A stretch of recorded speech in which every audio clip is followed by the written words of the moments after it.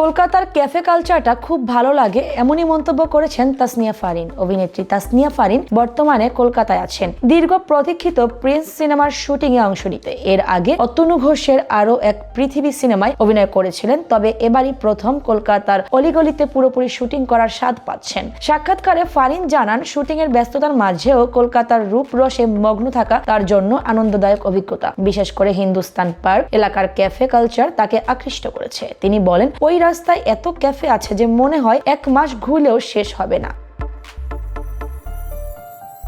বাংলাদেশ ও পশ্চিমবঙ্গের শোবিজের মিল অমিল নিয়ে ফারিনের মন্তব্য আলোচ্য। তিনি বলেন, একই ভাষা, মিলিত কালচার, খাওয়া দাওয়া এবং ফ্যামিলি ভ্যালু আমাদের অভিজ্ঞতায় মিল তৈরি করে, তবে শুটিং প্যাটার্নে পার্থক্য চোখে পড়ে। বাংলাদেশের সিনেমা বা ওটিটির শুটিং দীর্ঘ সময়ের হয়, আর নাটকগুলো দ্রুত শুট করা হয়।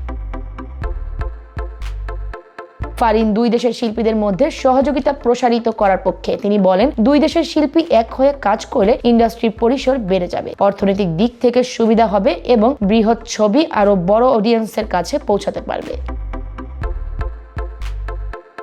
শুটিং অভিজ্ঞতা, শহরের রোমাঞ্চ এবং দুই দেশের শিল্পীদের সম্ভাব্য সংযোগ সবকিছুই তাসনিয়ার চোখে নতুন মাত্রা যোগ করেছে। তার বক্তব্যে স্পষ্ট, শোবিজের দীর্ঘমেয়াদী সাফল্যের জন্য শুধু প্রতিভা নয়, সাংস্কৃতিক সংযোগ ও পেশাগত সহযোগিতাও সমান গুরুত্বপূর্ণ। কলকাতার রঙিন ক্যাফে, শিল্পের মিল অমিল এবং দুই দেশের শোবিজ সংযোগ, এগুলোই তাসনিয়ার সফরকে অর্থবহ করে তুলেছে।